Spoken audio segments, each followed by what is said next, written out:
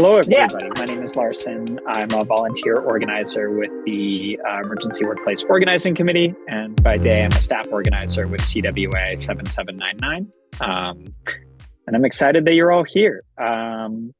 We have a whole crew of very experienced labor organizers and rank and filers who have a lot of experience in some of the stuff that a lot of people have been like asking about. And we're kind of doing a experimental sort of thing for EWOC, which is really just like mostly Q&A, like trying to get really granular with the questions that people have about organizing, the law, like what unions actually do, union structure, how to like build a democratic union, all of these kinds of things. So first of all, like what is a union, right? Like seems like a simple question.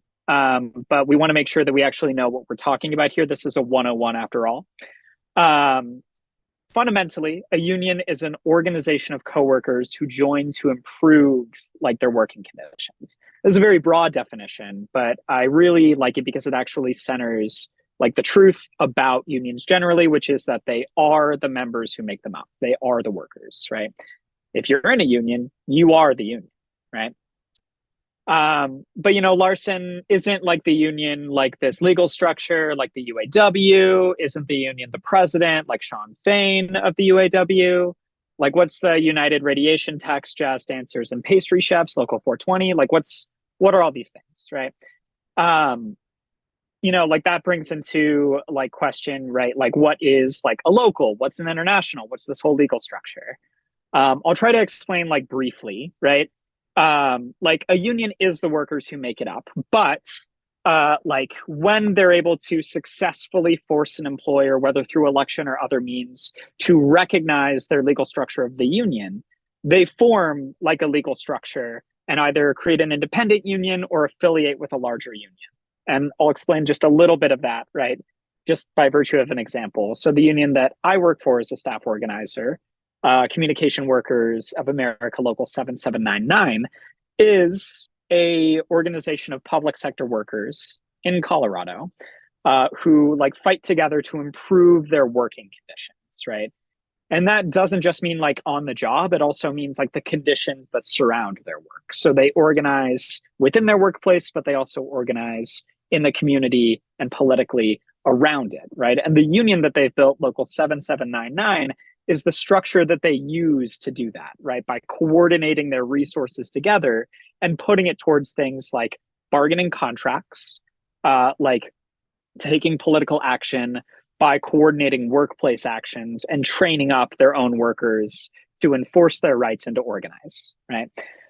These workers in Local 7799 are a part of not just their union, but Communication Workers of America, right? Which is a collection of union locals and workers all around the country and in other countries. That's why it's called an international, right? Like who are doing that same thing, coordinating their resources to improve their working conditions, not just in particular workplaces, but across all workplaces, beyond their like the ones that are represented, but also taking political action outside of that, right?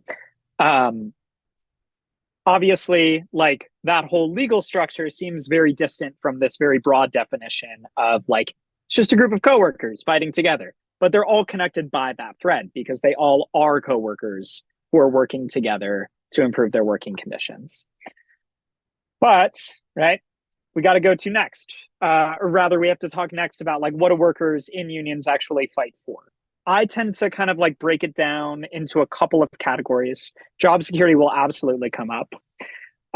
Working conditions, right? These kind of fall in my brain into the classics, right? You've got your wages, hours, working conditions, equal treatment on the job, fair process for discipline, right? Like these are some of the things that people associate with unions and with contracts, right? Like these are things that like you are like, if you form a union via election in the NLRA, which we'll talk about, you are like legally allowed to bargain over these kinds of things, right? In fact, mandated, and like your boss is mandated to negotiate with you over these things, right? But there's also like other things, right? A say at work, and beyond that, other objectives beyond the immediate workplace stuff, right? Like public policy, like I can get my slideshow to work. institutional like direction and policy, right? This means like within the company or within the institution, getting to decide some of their policy. An attempt to like co-govern the workspace, right? Like that is something that you can fight for as a union, right? Closures and reopenings of various sites are things that you can like fight over, right? But another question comes up from that, like what do unions do? Like how are they like getting any of these things that they're fighting for? How are they like securing better wages and benefits, working conditions, and being able to like shape public policy? And that's also brings into the question like the legal structure of the union, right? Like how are they going about any of these things? Like what is the legal side of the collective of workers doing? Right? So this legal structure of the union, which is the collective action of the workers, does a number of things, right? A number of things. Oftentimes they negotiate contracts directly with employers. So workers will form a bargaining committee, is what it's called, like sitting down across the table as equals from their employer, getting to determine, right, the wages, working conditions, all of these things through negotiations and solidifying those things in legal contracts. They coordinate collective action in the workplace and the community around it. And they enforce contracts, right? We'll talk about what that actually means a little bit later. They also help non-union workers organize, which we'll talk a little bit more about later, to form unions in the first place. Which brings us to the question of who can actually form a union. We should get a little bit more specific about like bargaining unit is what this is called. I do have a question for folks. Like, what is a manager? We'll talk a little bit more about why that's important later. But just to start, right, like who can form a union? Private sector employees can form a union. Many public sector employees can like form unions. There's particularities around the law in some states around this. Nonprofit workers are part of the private sector technically. So yes, they are allowed to form unions. You can't be a manager though, right? Like this is a sticking point. It's in the National Labor Relations Act, right? If you're a manager, you can't do it. But that brings up the next question. Like people were listing out some great qualities of things that could be managerial, but who actually gets to determine like who a manager is? The people who actually have final say over who's a manager or who's not is the National Labor Relations Board if you're doing like the NLRA elections. But there's always a fight, right? Over like who is actually on those dividing lines between worker and manager. And that gets like hashed out through the NLRB process. Really briefly, right? Like why do workers form unions? We all know this, right? Like if you actually want to have a say in your working conditions, you form a union, right? Because you're able to negotiate over things like retirement benefits, better health insurance, higher pay, right? It's not guaranteed that you're going to get these things, but you're much more likely if you actually have collective power to be able to negotiate with your employer rather than simply begging as separate workers. But how do workers actually like win unions in the first place, right? How do you win not just like the union itself, but like the contract that you're hoping for at the end of it, right? Ultimately, right, it's through workplace disruptions, organized like public pressure, political actions, and through the threat of withholding your labor, right? You can technically do these things with or without a recognized union, but it's a hell of a lot easier if you have a recognized union to be able to exert this kind of coordinated pressure on your employer and on the community around it to be able to win the kinds of contracts that you need. But you got to have some kind of legal structure and legal rights to be able to do any of this, right? Which brings us to the question of how you actually build a union. So we're going to talk about union elections, and we're going to talk about a specific kind of union election to try to move fast rather than going through all the different kinds of union elections that there can be under the law, right? There's also other ways to form a union besides an election, but we're going to focus on this because this is the most likely way that workers will experience unionization, right? Which is through the National Labor Relations Act, right? So we're going to talk about that, but basically, you're going to need to be able to demonstrate enough support to call for an election in the first place. You ordinarily, though not always, like demand voluntary recognition once you've demonstrated that support. Most likely your boss will not care that you have asked them to like voluntarily recognize you, and you'll be forced to run an election through the government. You'll win that election ideally, and then you can start bargaining a contract. Let's really dig into this for a sec, right? The National Labor Relations Act is the law that governs most private sector unionization efforts, right? With that, as we talked about, you have to demonstrate support within a bargaining unit, right? What is a bargaining unit? Who determines it? How do you demonstrate support, right? Talked a little bit about this. The NLRB is going to be the ultimate determiner of like what a bargaining unit is, right? Like who's eligible for unionization. But how do you actually like demonstrate to the National Labor Relations Board that you should be running an election? You do it oftentimes through signing what are called union cards, union authorization cards, right? Where like you demonstrate support by actually having coworkers sign a physical or an electronic card, which says, I would like to have like one, I would like to be represented by this union organization. And I would like to have an election to determine that, right? Megan is almost 100% right? Like the legal threshold for starting a union election through the NLRA is 30% of an eligible bargaining unit, right? Signing union cards and being able to deliver those to the National Labor Relations Board. Just because you have 30%, like if you only have 30%, should you file for an election with that amount? Probably shouldn't do it. But that's a strategy question, not a legal question. Different like organizing committees and organizers will tell you different numbers, but a lot of people talk about 70% as a magic number. It's not a magic number, but it's great if you can have 70% demonstrated support. But it's not like a magic number that's going to like guarantee you an election outcome, right? It's not like you hit 70% and the bosses just have to say, okay. You still have to have the election and win it. But, right, like if you demonstrate that support, you deliver those cards to the NLRB, they're going to figure out what the actual bargaining unit is. There's some back and forth between the units, the union, and like the employer over who's a manager, who's eligible, right? Bosses will try all kinds of tricks to divide up different units or include workers who aren't relevant to try to dilute the vote, do whatever they can to stop it, right? But the board determines that you have an election. Hopefully you win that election. And then you start like bargaining a contract, right? But it takes time between filing the cards and actually having an election, right? There's like a process that could be a couple weeks, it could be a couple months that the board takes to like set up the election. So, right, like assuming that you've won that election, you actually get to start like getting a bargaining committee together and negotiating with your employer, right? Once you have a contract, right, like you've negotiated a contract with your employer, like you've gone back and forth, you've done it, you've got like a finalized document.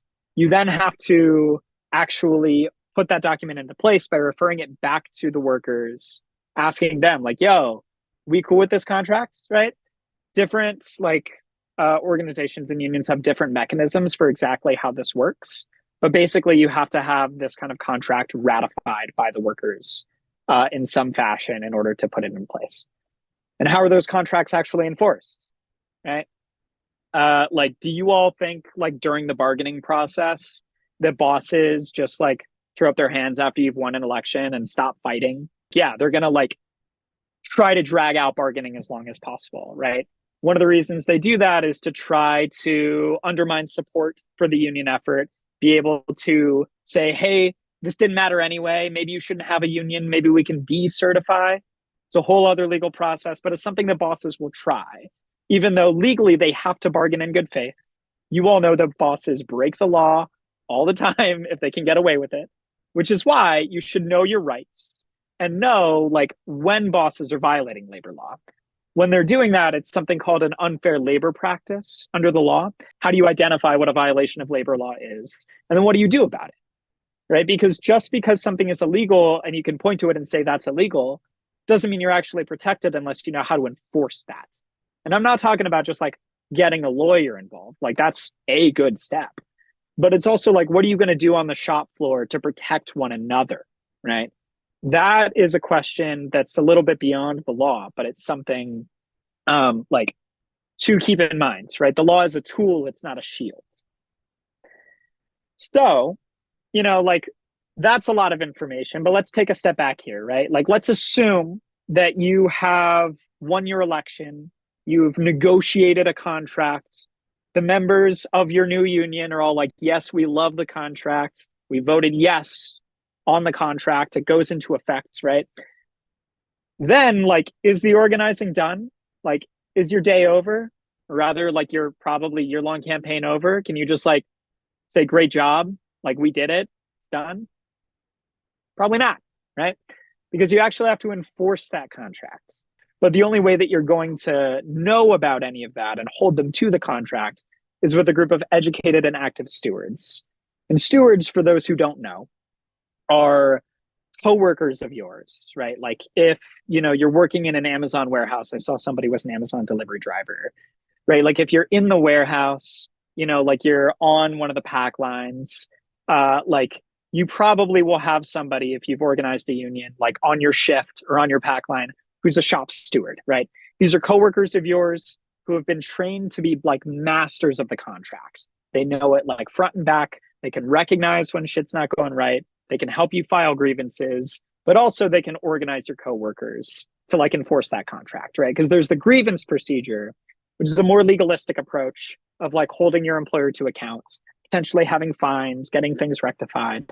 But then there's also continuing that workplace real sense of unionism, having like stewards and workplace organizers, right? Like be able to enforce the contract like themselves through direct action, collective action that you all are using within the law, like protected collective action.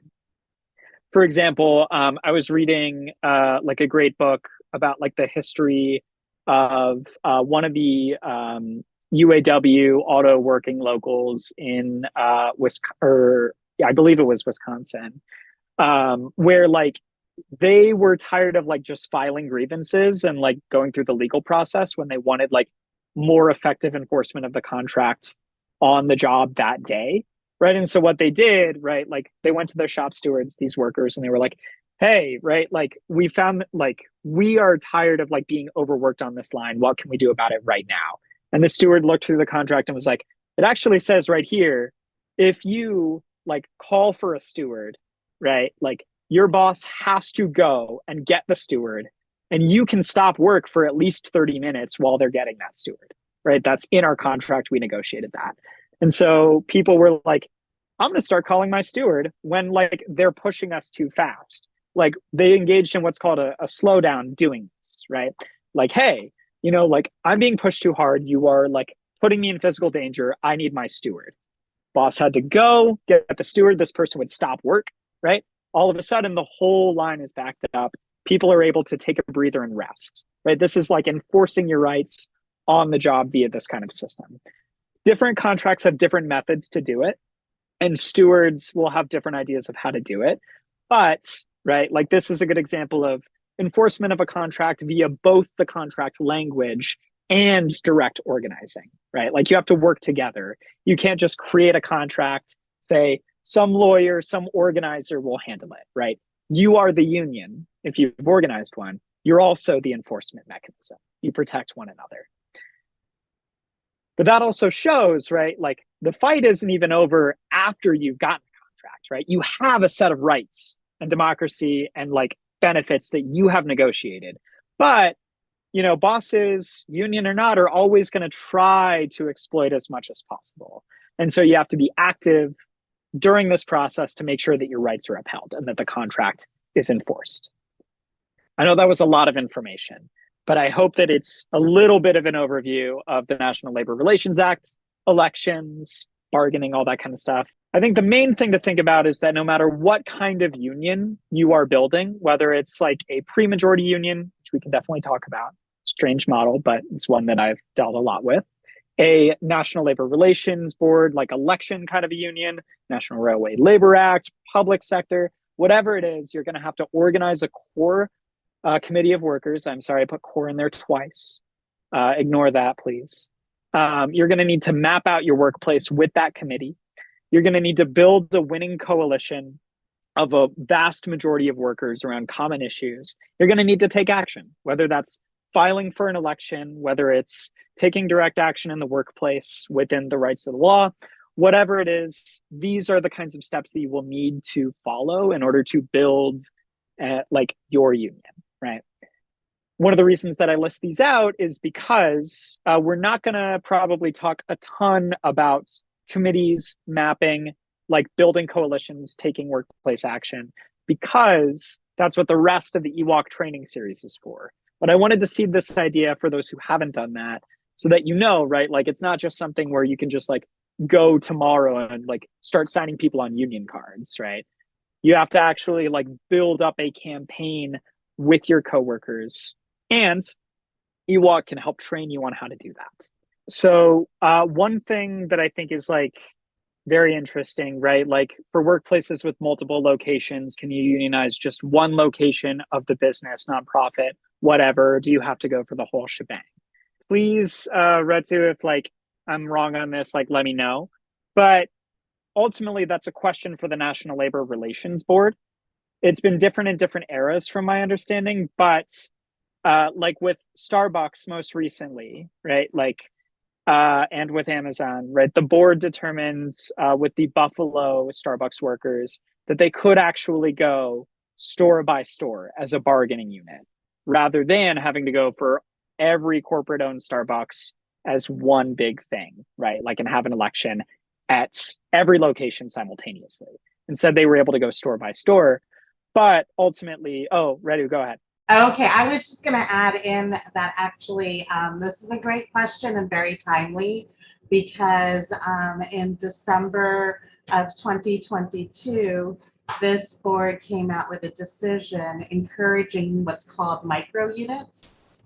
So these are units, you know, the standard, the legal standard is whether or not you have a community of interest with your coworkers as to whether or not a unit would be appropriate. So if you can say, you know, we're a unit of just 5 people or 10 people and we work in the same department and we oftentimes cover for each other and we have the same supervisor, you could be a unit. If you want to have a larger unit, you know, like a wall-to-wall unit, like the whole, you know, shop, you can do that too. So it's like a nice little area right now to try out and push on.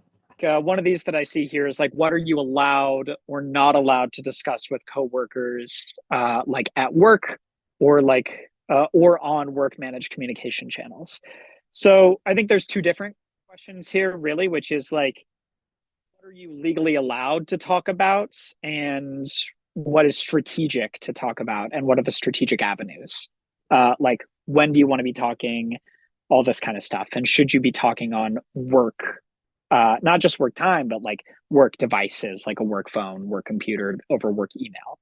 To answer that latter question first, generally, if your boss owns the device, you should assume that they can read and see everything that you do on it. So, is it your legal right to talk to your coworkers about union stuff using work devices? Totally. Should you do it? Should find other avenues to talk to your coworkers about organizing. Like you can definitely like hit somebody up for their number, right? Like on a work device, like, hey, like organizing a barbecue. Can I get your personal number? Right. And then, you know, be smart about it. Try not to do it on work related stuff if you're like in the underground phase of organizing, but there are times where you can take collective action over like work devices that can be very impactful. But you generally want to do that when you're prepared for it and not when you're in the initial stages of organizing. What are you allowed to talk about with your coworkers? Like you are allowed, like through the National Labor Relations Act, to discuss unionizing, to discuss the conditions of your work, to discuss taking collective action, to discuss like anything like wages, benefits, working conditions, politics, whatever it is, right? Like at work, as long as you are like doing it in a situation that isn't like active disruption. Like, for example, like if you work in a call center, somebody's actively on a call and you're like yelling at them, like, yo, vote yes, right? Like, it could be a disruption because they're on a call. Like, if you're allowed to talk about football in the workplace, you're allowed to talk about organizing. Best practices, right, is to do that kind of a thing like during work, like break times and stuff, not like stop talking about it if you're like on the line or if like you're in a meeting and like texting with folks, but rather like it in a spot where like your boss would be really like hot water, legally speaking, if they tried to like fuck with you during like break times, meal times, right? Before shift, after shift. But like, for example, like you're legally allowed to like, if you work like in an office environment, if people are allowed to like walk around and like talk to their coworkers during work time, you can take around a petition, right? And sign people on that petition during that kind of time. The question is, do you want to do it strategically, right? Like that's where like the organizing and not just the legal stuff comes in.